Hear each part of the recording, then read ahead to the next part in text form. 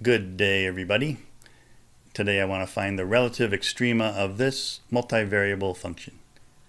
What will happen is, so spoiler alert here, we'll get two minimum, no maximum, no saddle point, which is something that we can't have in one variable calculus, right? You can't have two minimum without a maximum in between them for a function that's defined everywhere. All right, so let's get to work here. So to find the relative extrema, we first have to find the critical points, solve for the critical points.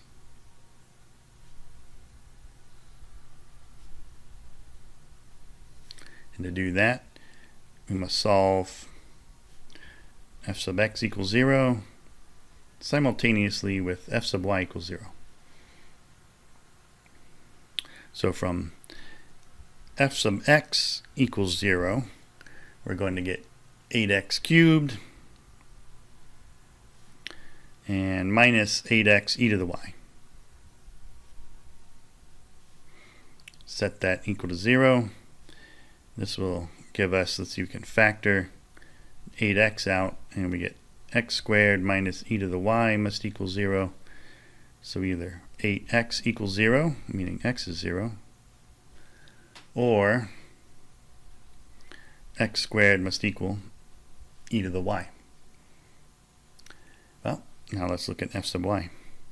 So from f sub y equals 0, we'll get 4 e to the 4y minus 4 x squared e to the y equals 0. Okay. And well, we need both equations to hold. We already found the two ways f sub x can equal 0. It can equal 0 if x is 0 or if x squared is e to the y. So since these conditions are necessary for this, let's put them into the f sub y equation. So if x equals 0, we get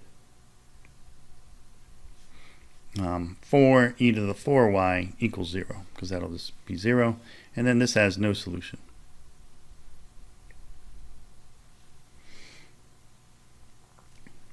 So there's not going to be any critical points from x equals 0, because f sub y would never be 0 there. If x squared equals e to the y, then we can get some critical points. So let's do that. So if x squared is e to the y, we get, so I'll put it in, I'll do it below here, we'll get 4 e to the 4y minus 4, put the e to the y here, times that e to the y makes e to the 2y. Then we want that to equal 0.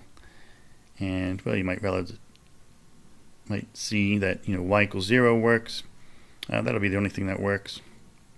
Let's do some math for it. If I move one term over, divide by 4, we get e to the 4y equals e to the 2y, and e to this power equals e to that power. It means the powers must be equal, but 4y equals 2y only if y equals 0. All right, so x squared equals e to the y gave us a solution, y equals 0.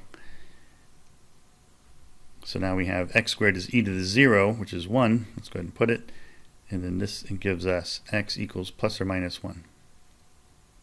Right, so we'll put that here. So y equals 0 implies x squared is 1. So those are our two critical points.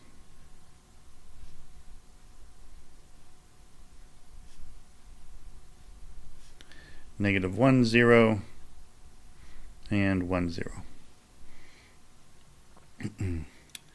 Well, now let's label them, test them.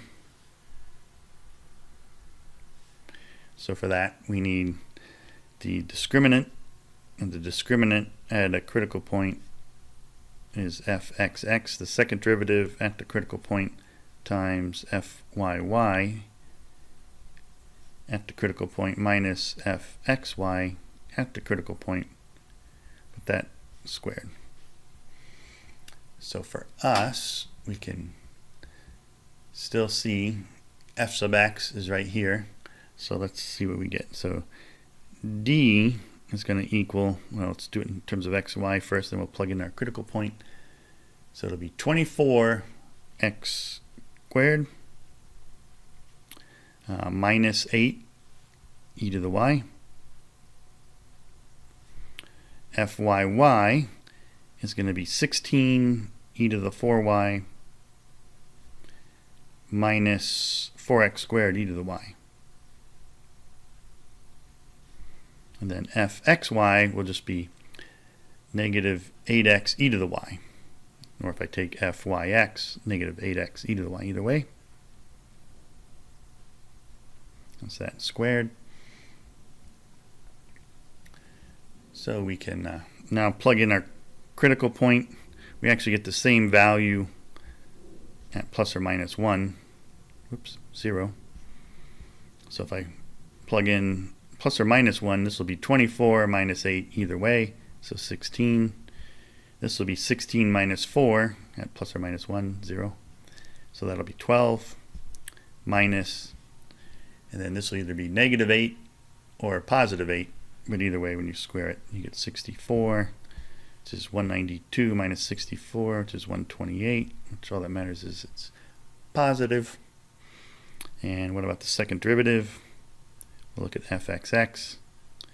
At, again, get the same thing at each critical point. Well, it was 16. See it right there. So that means we're concave up, so local mins.